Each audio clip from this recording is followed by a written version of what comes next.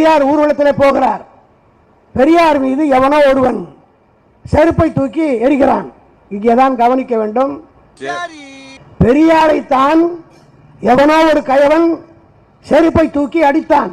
தவறான வார்த்தை, தவறான வார்த்தை. செருப்பால் அடி வாங்கினேன் என்று சொல்லாதே. செருப்பால் அடிச்சான். அடிப்பது வேறு, வாங்குவது வேறு. காரணம் என்னவென்று கேட்டா இப்போதான் நம்ம ஆளுங்கெல்லாம் சொரணையே வருது.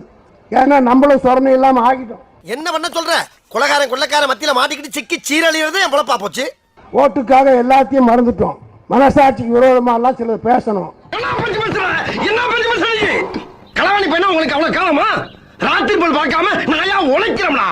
ஆக அதையெல்லாம் பழைய கதையை சொல்வதற்கு நம்ம கிட்ட இருக்கிற இளைஞர்களுக்கே நான் யார் என்பது சரியாக சொல்லவில்லை. என்ன இருக்கு உனக்கு சுயசரித்திரம்? அண்டா திருநது, குண்டா திருநது, செவரேறி குதிச்சது, பொம்பளைய புடவை உருவனது, தெருவிலேயே செருப்படி வாங்கிட்டு ஓடனே அதெல்லாமா? ஆகவே ஒன்றை மட்டும் நான் தெரிவித்துக் கொள்ள விரும்புகிறேன். நாங்க களத்துல இறங்கணும்னு வச்சுங்க, வேற மாதிரி ஆகும். ஊருக்குள்ள பெரிய ரவுடிலாம் இங்க இருக்கா, நீ தனியா அடிபடி சாப்பிடுற. பாத்தியா, அண்ணன் இங்கேயே ஆரம்பிச்சிட்டாரு. இந்த பார்,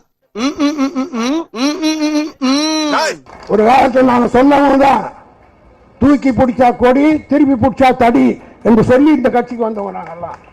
எப்படி நேரா புடிச்சா கொடி, திருப்பி புடிச்சா தடி, அதுக்கப்புறம் என்னது போற வரணும் அடியா? அது அப்படி ஒரு காலத்தில் இருந்தது. தடியடிகளை பார்த்தவங்க, மிசாவை பார்த்தவங்க, இந்த மேடையில் இருக்கிற அத்தனை பேரும் ஜெயிலுக்கு போனவங்க தான். நான் எத்தனை முறை ஜெயிலுக்கு போயிருக்கேன்? ஏற்கனவே நிறைய சொல்லியிருக்கேன். என்ன சொன்னா? அவன் ஒரு 7 தடவை ஜெயிலுக்கு போயிருக்கான். அதனால எய்ட்ஸ் வந்துருச்சுன்னு சொன்னேன். நிறைய வச்சு சொல்லட்டுமா?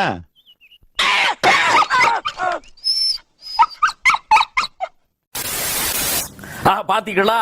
ஆக கேட்டீங்களா? டிவில தெரிஞ்சதா? சப்ஸ்கிரைப் செய்யாம வீடியோ பார்த்தா என்ன நிலைமை பாக்குறீங்களா? தயவு செய்து சப்ஸ்கிரைப் பண்ணி வீடியோ பாருங்க.